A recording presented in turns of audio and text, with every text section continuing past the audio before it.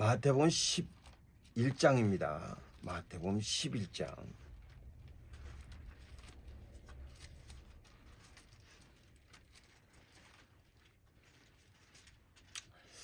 마태복음 11장 20절로부터 24절까지. 20에서 24절까지요? 예. 여기서 여기까지. 네, 잘 들으세요. 잘 들으세요. 자, 제가 읽도록 하겠습니다. 마태복음 11장 20절로부터 24절까지 읽겠습니다. 같이 읽읍시다. 시작.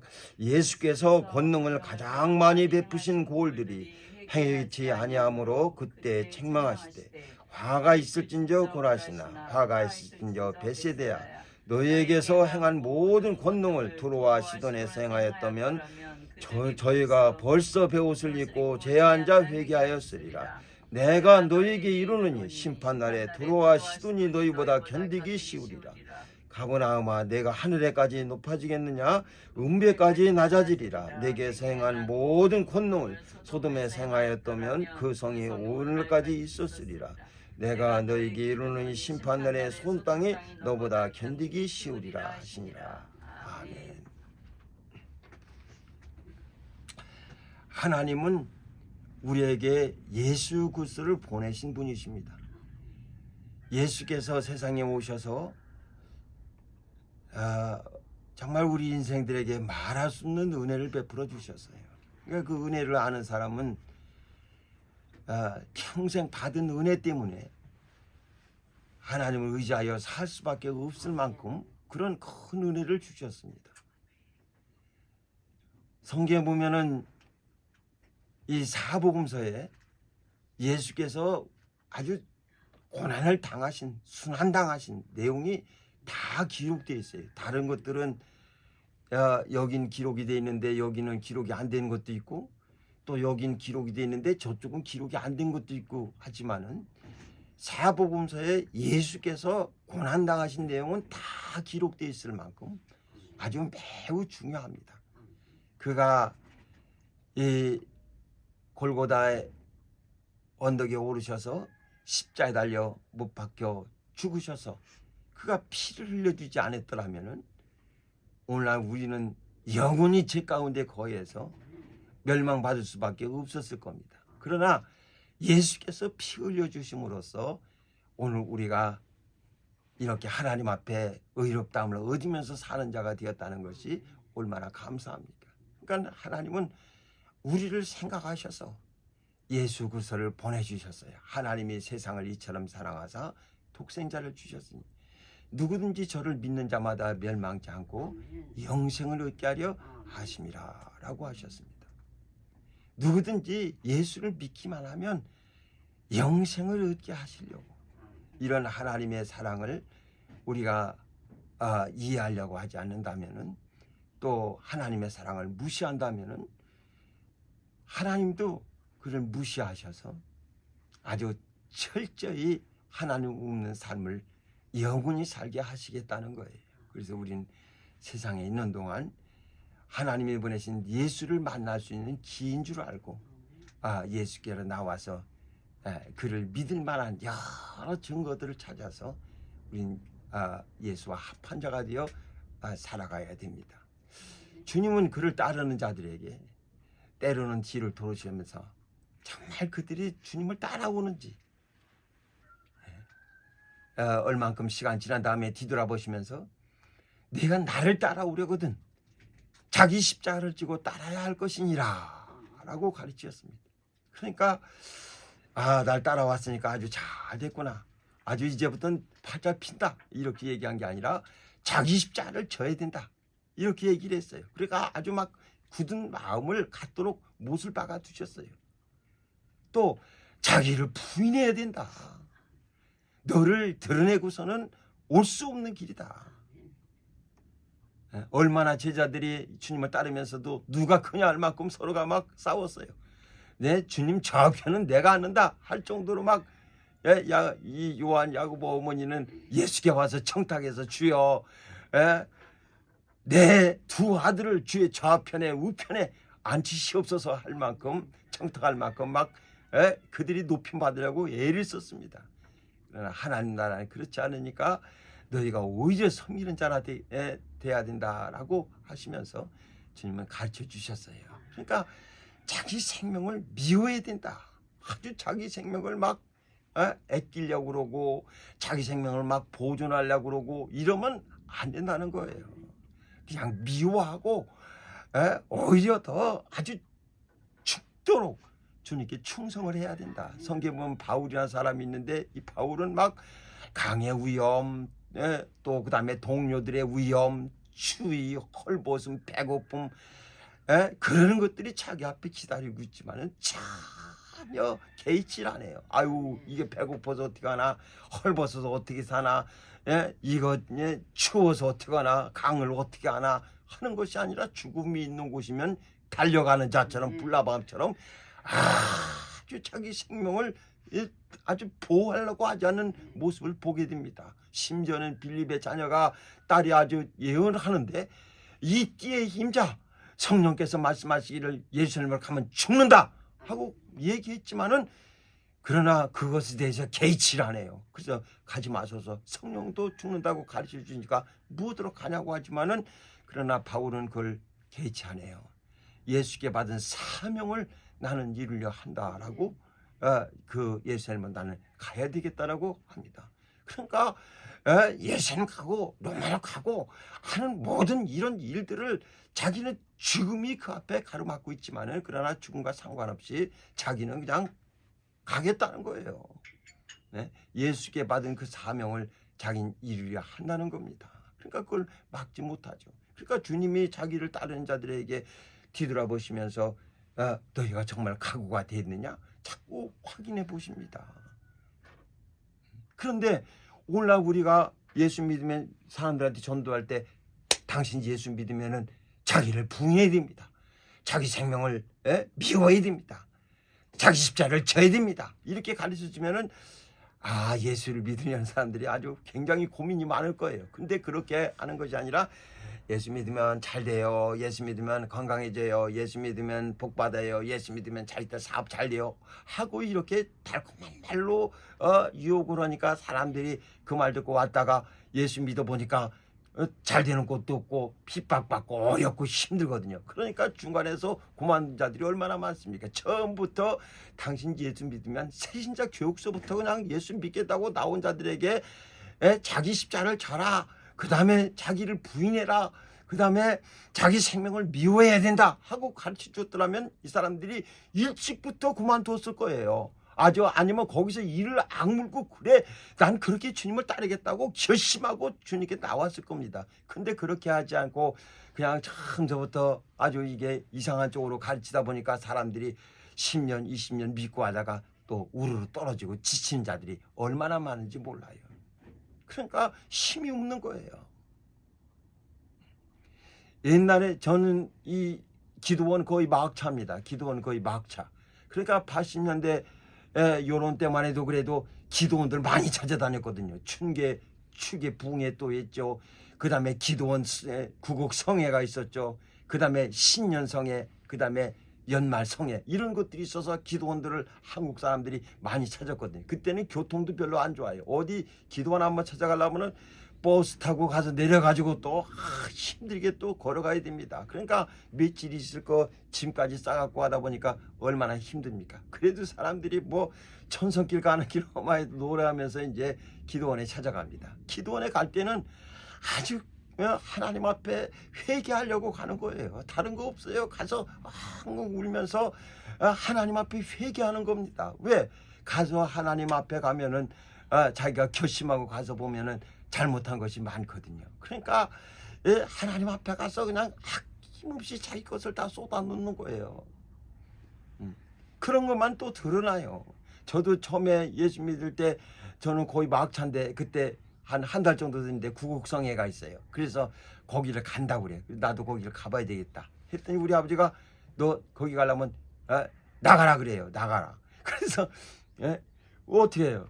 이게 가자니 집을 나와야 되고 한 가자니 또 가고 싶고 하나님을 만나야 되겠고 아주 거기 가면 하나님 만날 수 있다고 그러길래 아 거기 정말 그런데 가면 만나냐고 했더니 만난다고 그러더라. 그러다 만나러 가야 되겠다. 그랬더니 아버지 또 집을 나가라는 나가야 되냐 가야 되냐 이게 갈등이 계속 한 달 동안 생기는데 이게 막 이제 8월 15일 날 가야 될 날이 왔어요. 그래서 이제 엄마한테 살짝 얘기하고 나 집회 간다고. 그러고서 이제 봉고 타러 갔더니 목사님이 얘기하더라고요. 아유 선생 어떻게 나왔냐고. 그래서 집 나왔어요. 그래서 오히려 또 목사님이 그냥 걱정스러운 모습으로 아유 이런 새신자가 이게 이게 집까지 나오고 이게 어떡하냐 하는 생각으로 막 아주 딱하게 쳐다보시더라고. 그러거나 말거나 봉고 타고 무조건 갔는데 갔는데 그 강사 목사님이 자기에게 탁 저녁에 서서 자기 이름은 한 번 들으면 잊어버리지 않는데 그래서 이름을 쓰는데 구동태 이렇게 쓰더라고. 옛날 동태라 자기는 잊어버리지 않는다는 거예요. 진짜 잊어버리지 않더라고. 이름도 아주 잘 져가지고 구동태라는 거예요. 구동. 근데 나중에 보니까 이분이 감리교 아주 최고 높은 분이야. 엄청나더라고. 그분이 거기서 얘기를 하는데 앞에 딱 써서 찬송합시다 이래. 그래서 찬송합시다 그래서 찬송하는 줄 알았더니 찬송이 뭐냐면 어머니 은혜야. 그게 찬송이라는 거야. 그래서 나 실제 괴로움 다 잊으시고 그걸 연주해 가면서 그걸 부르는 거예요. 근데 난 아버지한테 지금 아버지랑 싸우고서 집 나갔거든요. 쫓겨났거든요. 집회 간다고. 그 소리를 그걸 나 실제 괴로움을 하는데 그냥 맨정신으로 불러도 그게 마음을 울컥울컥하게 하는 건데 지금 아버지랑 이렇게 불편한 관계로 나온 나는 얼마나 충격을 받겠어요. 나 실제 하는 데는 눈물이 나오기 시작해 계속 하염없이 울어 또 울읍시다 하니까 또 울어요. 계속 그 내내 끝날 때까지 울었어요. 그 나중에 집에 뭐 설교는 뭐 했는지도 모르고 그냥 눈물만 나니까 울기만 하니까 나중에 다 끝나고 기도했는데 기도하는데도 또 우니까 나중에 보니까 다 주위에 있는 사람들은 어디 가고 나만 혼자 남았더라고요. 그래 가서 보니까 이제 산에 가서 기도한다고 이제 곳곳에 간 거죠. 거기서 이왕이 여기 왔으니까 이제 하나님 좀 만나게 해달라고. 그러고서 이제 만나게 해달라고 해서 3박 4일 집회를 잘 했는데 이제 그 속은 시원하죠. 근데 집에 들어갈 때가 됐는데 이제 갈 데가 없는 거예요. 봉고 타고 오는데 이제 그때부터 슬슬 걱정이 되더라고요. 그래 나와가지고 이제 아버지 이 아버지는 못 보고 이 슈퍼하는 엄마 얼굴 살짝 이제 한번 보고 가려고 엄마 얼굴이나 보고 가려고 앞에 끼우끼우 됐더니 엄마가 들으라고 그러더라고요. 아니야 못 들어가. 아버지한테 혼난다고 못 들어간다고 그랬더니 야 들어와 그러더라고요.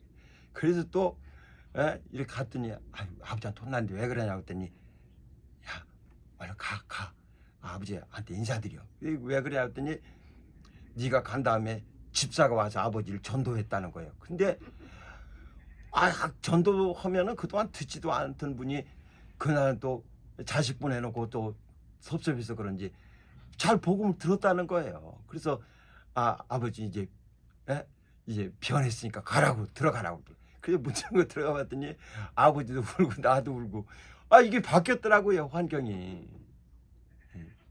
바뀌어 버렸더라고요. 그 옛날에는 회개하기 위해서 그냥 자기 힘든 것 모든 거 다 하나님께 쏟아놓기 위해서 그래도 이런 붕해라든지 아니면 집회 같은 데 찾아가 가지고 거기서 은혜 입는 일을 했는데 이제는 그것도 거의 내가 막차라 그 뒤는 그런 것도 없어요. 이제 부흥회도 자꾸 없어지니까 정말 성도들이 영적 생활하기가 매우 쉽지 않죠. 왜냐면 회개할 수가 없으니까요. 잘못한 것은 꽉 쌓아놓는데 이걸 갖다가 어디 터놓을 데가 없어요. 옛날에는 그런 결심할 기회들이 많이 있었는데 지금은 또 그렇지 않아요. 그러다 보니까 교인들이 좀 부드러워지는데 져야 되는데 자꾸 싸나와죠. 난 뭐하면 용서할 줄 모르고 탁탁 속에서 안 좋은 말이나 할 줄 알지 이런 품어줄 수 있는 그런 여유가 없어요. 왜냐하면 하나님을 보고 그 다음에 세상을 봐야 되는데 하나님을 보고 나를 봐야 되는데 근데 이젠 하나님을 보고 나를 보는 게 아니라 사람을 보고 나를 보고 또 세상을 보고 나를 보고 이렇게 보기 때문에 저 사람보다는 내가 조금 나은 것 같거든요. 근데 하나님 앞에서 자기를 보면 매우 자기 자신이 초라한 거죠. 그러니까 회개할 기회를 없애버렸어요. 또 한국교회가 자꾸 서양에서 이런 것들을 여러 가지 받아들이다 보니까 이제는 기도하던 것들도 매일 기도 어떻게 하냐, 이제 한 달에 한 번 하자. 그래서 특별 새벽 기도를 또 만들어 갖고 특별히 나와라, 언제 특별히 나와라, 이게 또 한때는 유행돼 가지고 어느 교회는 새벽 기도에 뭐 몇만 명씩 모인다나. 그래 매일 그렇게 모이는 줄 알았더니 매일 모이는 게 아니에요. 아주 분기별로 한 번씩 한 주간 새벽 기도하는데 그때 그렇게 많이 나오는 거예요. 그 새벽 3시부터 가가지고 이제 새벽 기도 한다고 이 기자들도 취재 나오고 그렇게 하는 거죠. 그러다 보니까 그게 하나의 그 교회 특징이 돼가지고 엄청 나온다고 하는데, 옛날에는 그래도 조금 나오더라도 계속 꾸준히 했는데 이제는 뭐 특별히 붙지 않으면 하지 않으려고 그래. 교인들이 특별히 붙어야 그나마 나옵니다. 그러니 얼마나 신앙생활이 더 버겁고 힘들게 돼버렸어요. 성경에 보세요. 이사야라는 사람은 우시 왕이 죽던 해에 성전에 들어갔어요. 왜?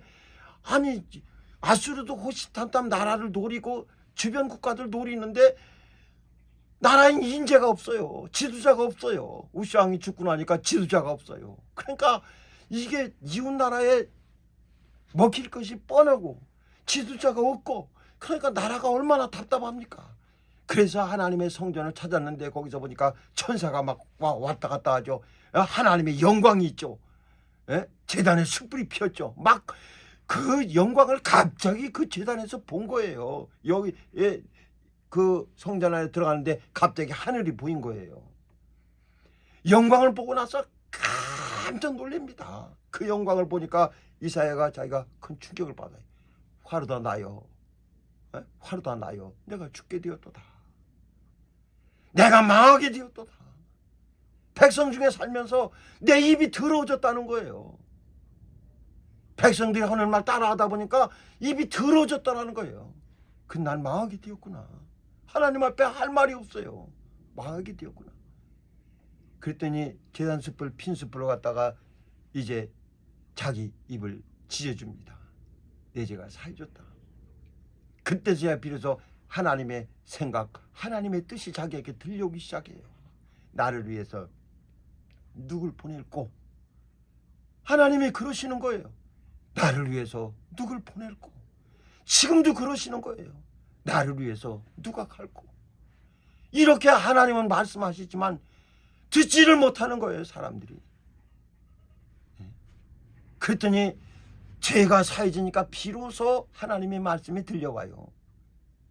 내가 가겠습니다. 그게 죽는 길인지 사는 길인지, 고난의 길인지 즐거운 길인지 고통의 길인지 어떤 길인지도 몰라요. 그냥 가겠다는 거, 자기가 가겠다는 거예요. 내가 가겠나이다. 하나님이 누가 갈고, 하나님의 말씀이 들려오니까 그분의 뜻이 자기에게 전해오니까 응답하는 거예요.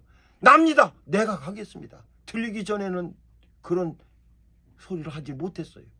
근데 죄가 사해지니까 비로소 하나님의 음성이 들려오고 응답을 하게 됩니다. 성경에 보세요. 베드로한 사람은 밤이 맞도록 자기가 수고해서 어부입니다. 고기를 잡지 못했어요. 그때 예수께서 그의 배 타시면서 얘기합니다. 베드로야, 깊은 데로 가서 그물을 내리라. 그래서 그 말을 듣고 순종해서 깊은 데로 가서 그 다음에 그물을 내렸더니 고기가 그냥 잔뜩 잡혔습니다. 깜짝 놀랐어요. 베드로가 고기 잡힌 다음에 와 대단하십니다 이런 것이 아니라 고기 잡히는 것을 보고 예수 앞에 팍 엎드렸습니다. 엎드렸어요. 왜? 나를 떠나소서 나는 죄인으로소이다. 그분과 나를 보니까 이게 뭐 천지차이예요. 비슷한 수준이 아니에요. 내가 감히 감당할 수도 없어요. 나를 떠나소서 나는 죄인이고 그분은 걸어간 자예요. 나는 무능한 자고 그분은 능력 있으신 분이에요. 나를 떠나소서 나는 죄인으로소이다. 그게 인생이 주님을 만나는 광경입니다. 우리가 예수를 만난 광경이에요. 십자가에 못 박힌 예수 그리스도 앞에 엎드린 자들 아닙니까? 나를 위해 피 흘리신 주님 앞에 엎드려서 나를 사랑해 주신 것을 감사한 신앙인이 우리가 아닙니까? 남들은 비웃어도 우리는 비웃을 수가 없어요. 그 사랑을 잊을 수가 없어요. 우리가 누구 보고 신앙생활 합니까? 근데 오늘날 신자들에게서 이상한 얘기들을 많이 해요. 자랑을 한단 말이에요. 목사 자랑하고 교회 자랑하고 하나님 자랑하는 게 아니에요. 주님을 쫓는 게 아니에요. 그래서 목사가 뭐 있다 그러면 교인들이 우르르 떨어지고 교회가 뭐 있다 그러면 교인들이 우르르 떨어지고 힘이 없어요. 아니 목사 보고 신앙생활 했습니까? 주님이 나를 따라오라고 했지 목사 따라오라고 했습니까? 주님이 교회 따라오라고 했습니까?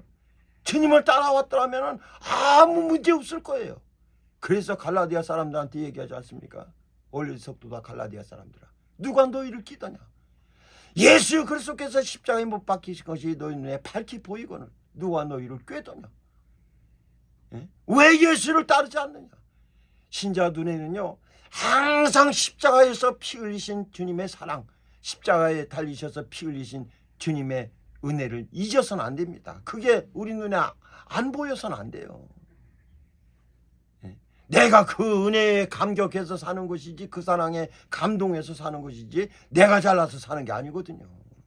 나 같은 죄인을 살려주셨습니까? 그래서 하나님 앞에 자기를 보니까 하나님은 크시고 나는 작은 거예요.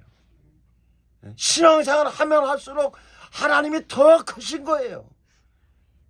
그러니까 언제든지 하나님 앞에 나는 낮아질 수밖에 없는 거예요. 너무 크시고 나는 너무 작고 하면 할수록 드러나는 거예요. 이 자식들이 예전에 부모 같이 클 땐 처음엔 어려서 보면 부모가 뭐 사달라는 대로 다 사주니까 우대한 것 같아. 근데 자기가 좀 커서 보니까 엄마 이거 아니 나 잘 몰라 하고 보니까 이게 부모가 잘 모르는 것 같아. 그 다음부터 묻지도 않아. 그 다음부터 이제 부모는 완전히 이제 아예 상대도 안 할 자야. 뒤에 쳐놔요. 그리고 자기가 잘난 줄 알아요. 근데 이제 자기가 결혼해 갖고 애기 나고 자꾸 이렇게 커가면서 자기도 부모가 돼가거든요. 되다 보면은 더 나이 들어서 힘이 온 부모는 힘이 하나도 없는데 그때 가서 보면 이런 아버지가 더 커 보이거든요. 엄청나게 커 보이는 거. 그러니까 25세 때 아버지 보는 것하고 60세 때 아버지 보는 것하고는 천양지 차이입니다. 아버지는 높은 산이 되어 있고 자기는 들이 되어 있는 거예요. 그만큼 격차가 큰 거예요. 그때서 알게 되는 겁니다. 아버지 나보다 크시구나 하는 걸. 그러니까 예수 그리스도는 항상 그가 아무리 큰 권능을 행하시고 아무리 수많은 사람들이 그를 따라도 예수님 말씀하시기를 아버지는 나보다 크시다라고 하십니다. 항상 아버지 앞에는 자기는 작은 존재예요. 그렇게 아버지를 높일 줄 아는 겁니다. 오늘 성경에 보면 여기 고라신이나 그 다음에 벳세다는 예수께서 권능을 가장 많이 베푸셨다는 거예요. 주님의 사랑을 많이 받았다는 거예요. 권능을 왜 베푸셨습니까? 주님이 권능을 주신 이유가 뭐예요? 회개치 않았다라고 그랬어요. 그러니까 권능을 알면 알수록 하나님 앞에 회개할 수밖에 없거든요. 왜? 나 같은 자에게 어떻게 이런 은혜를 주셨는지, 나 같은 자에게 어떻게 이렇게 인도를 해주셨는지, 저게 제가 신앙생활 하면서 이렇게 보니까요, 할 수 있는 것 같은 거는 안 되더라고요. 할 수 없는 것은 또 되더라고요. 이상한 게 길이 없는데 길이 나타나고, 또 이건 내가 볼 땐 길인 것 같은데 그건 또 길이 아니더라고요. 그러니까 내가 판단할 수가 없어요. 어느 게 옳은 길인지는 몰라요. 마치 바다 위에 떨어진 낙엽처럼 그때부터는 바다 물이 움직이는 대로 낙엽이 움직이는 거지 자기 스스로가 헤엄쳐서 움직일 수 있는 게 아닌 것처럼 이젠 우리 신자들은 하나님이 우리를 인도하시는 인도를 받는 자들이 되어야 됩니다. 여러분 평생 하나님을 높이시고 하나님의 인도받는 신앙인들 되시기를 주의 이름으로 축원합니다. 그러니까 고라신이나 벳세다는 권능을 가장 많이 베푸셨는데 회개를 하지 않아요. 내가 은혜 받아서 하나님이 얼만큼 우리 마을에 이런 큰 역사 이루어 주셨는데 하나님이 얼만큼 우리 마을을 사랑해 줬는지 아주 그들은 막 어깨가 올라가고 하나님이 자기들에게 베푼 은혜를 자랑이나 할 줄 알지 회개를 하려고 하지를 않아. 회개치 않는 것을 보고 예수께서 말씀합니다. 야, 내게 베푼 것을 이런 소돔과 고모라에게 베풀었다면은 그럼 거긴 난리 났어.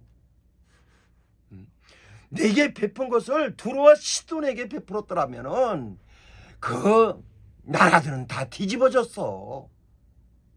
그런데 진짜 이런 권능을 가장 많이 받은 마을이 왜 그들은 변화가 없느냐 말이에요. 왜 그런 권능을 다른 데 소돔과 고모라에 베풀면 그 완악한 사람들이 순식간에 회개하고 하나님께로 돌아올 텐데 왜 고라신이나 벳세대는 그렇지 않느냐 말이에요.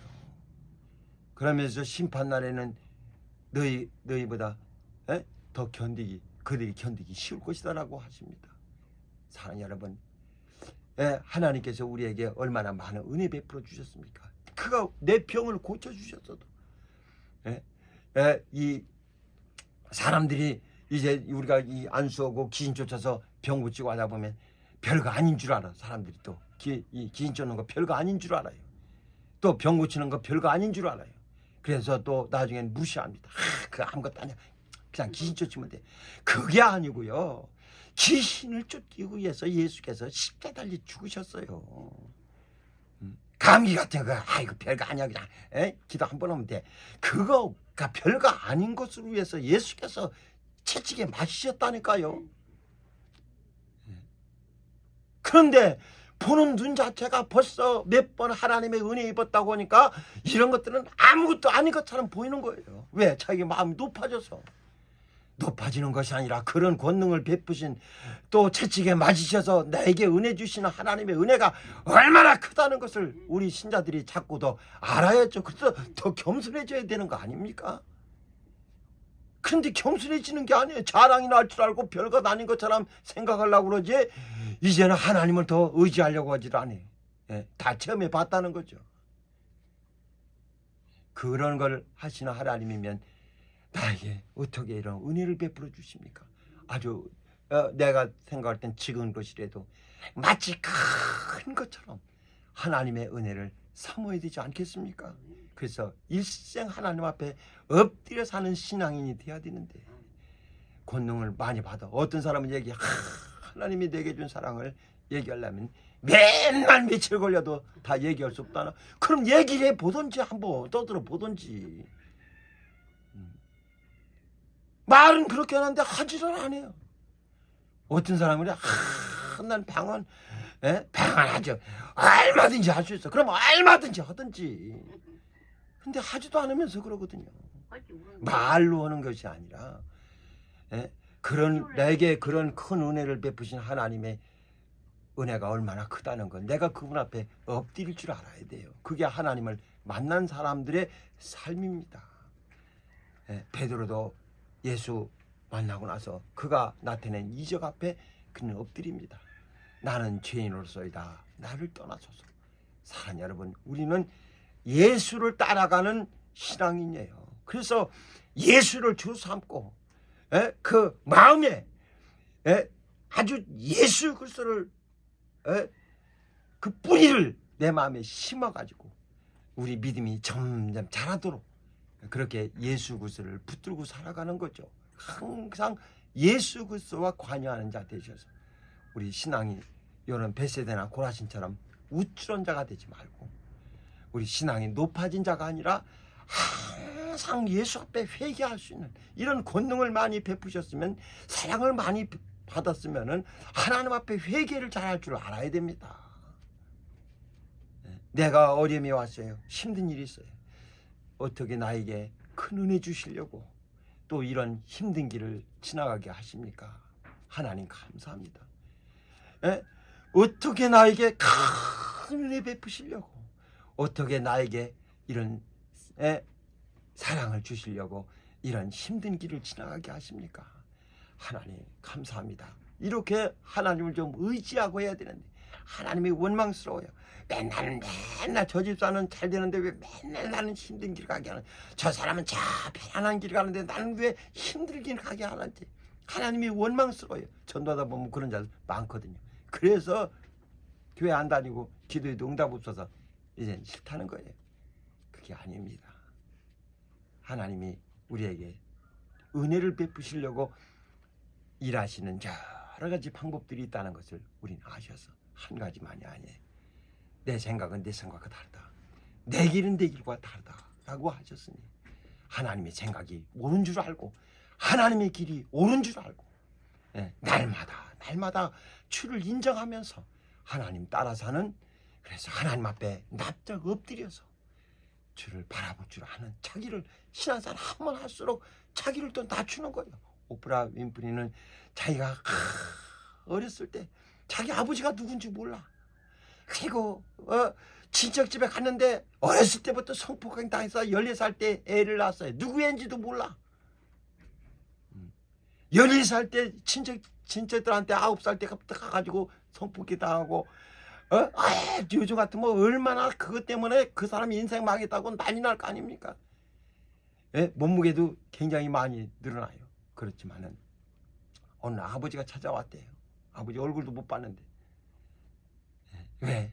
내 딸 그 뚱뚱한 100kg가 넘는 딸이라도 예수 앞에 가면 살 수 있을 것 같아서 아버지 만나게 하려고 찾아온 게 아니라 예수 만나게 하려고 교회 데리고 간 거예요. 네가 예수 만나면 살 수 있으니까. 가가지고 거기서 예수를 만난 거예요. 만나서 이 여자가 그전에는 감사할 일이 없어. 마약에다 뭐다 다 하면서 그냥 세상 흘러가는 대로 살았는데 예수 만나고 보니까 감사할 일들을 노트에 하나씩 적기 시작했어요. 하나 적고 또 하나 적고. 그리고 이 여자는, 외국 사람들은 다리가 길어서 기도할 때 무릎을 꿇을 수가 없어요. 안 꿇어져요 잘. 그런데 이 여자는 항상 기도할 때마다 무릎을 꿇는다는 거예요. 왜? 남들보다 더 자기를 낮추려고, 조금이라도 더 낮추려고, 더 낮게 하려고. 그래야 주님과 나 사이의 갭이 더 깊어지는 거 아니겠어요? 그러니까 자기를 더 낮추려고. 주님은 더 높으신 분, 어떻게든 높이고 자기는 어떻게든 더 낮추려고 그렇게 기도한다는 거예요. 주님 앞에서, 자기를 구원하신 주님 앞에서 어떻게 하면 주님 앞에 자기를 더 납작 엎드릴 수 있을까? 성경에 보면 예수 기도하시는 모습이 있어요. 조금 더 나가서 땅에 엎드려 얼굴을 땅에 대시고, 여러분 이렇게 기도해 보셨습니까? 얼굴 땅에 대시고 얼굴을 땅에 대시고 그렇게 기도해 보세요. 예수가 어떤 마음으로 기도하시는 일을 잘 이해할 수 있을 겁니다. 얼굴을 땅에 대시고, 아버지여 할만하시던 이 잔을 내게서 옮기시옵소서. 그러나 내 원대로 하지 마시고 아버지 원대로 하옵소서. 이렇게 기도하십니다. 그게 주님이 기도하시는 모습이에요. 뻣뻣해 일어나서 그냥 야 기도 편안하게 아무렇게나 해라 이렇게 하신 것이 아니라, 주님은 육체로 계실 때 자기를 죽음에서 능히 구원하실 예에 아주 눈물과 통곡으로써 하나님께 기도하신 분이라고 히브리서 5장 7절에 말씀합니다. 사랑하는 여러분, 정말 여러분에게 하나님의 은혜를 많이 베풀어 주셨습니까?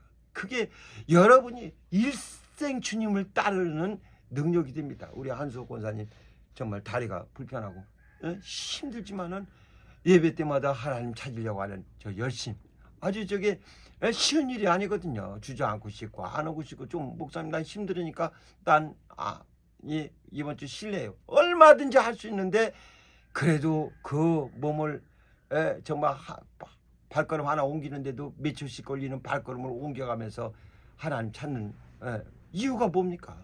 그가 나를 사랑해 주신 사랑을 잊을 수가 없어서 그런 거예요. 그러니까 가는 거예요. 망가질 때까지 가는 거예요. 못 갈 때까지 가는 거예요. 내가 못 가면 하나님이 찾아와 주시지 않겠습니까? 그게 예수를 만난 자가 해야 될 일이에요. 근데 요즘 신앙인들은 좀 약해가지고 아유 목사님 이제 무슨 일 있었어요? 뭐가 있었어요? 뭐 있었어요? 어떻게든 이 하나님께 이 나오려고 하지를 않는 모습들을 많이 보게 됩니다.